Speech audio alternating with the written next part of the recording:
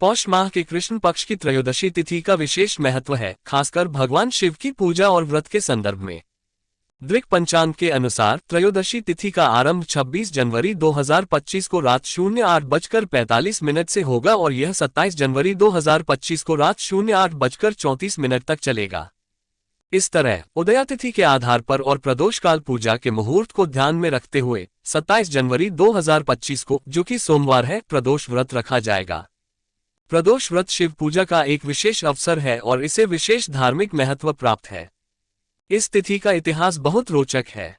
त्रयोदशी तिथि पर रावण ने भगवान शिव की आराधना की थी, जिसके बाद भगवान शिव ने रावण की भक्ति से प्रसन्न होकर तांडव नृत्य किया।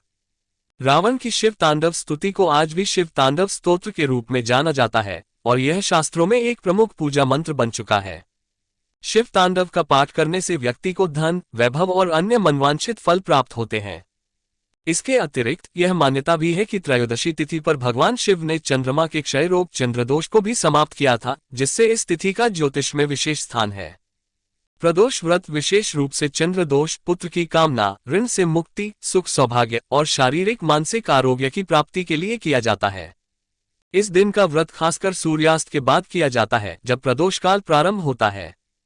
व्रती को दिन भर का उपवासी रहकर प्रातःकाल स्नान ध्यान करके व्रत का संकल्प करना चाहिए। फिर सूर्यास्त के बाद एक बार फिर स्नान करके भगवान शिव की पूजा विधिपूर्वक करनी चाहिए।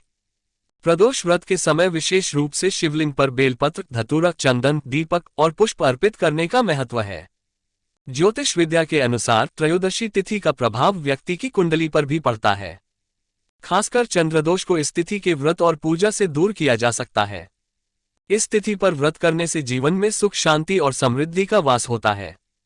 पुराणों के अनुसार त्रयोदशी तिथि में जन्मा जातक महापुरुष, महान विद्वान, शास्त्रों के ज्ञाता और संतुष्ट जीवन जीने वाला होता है।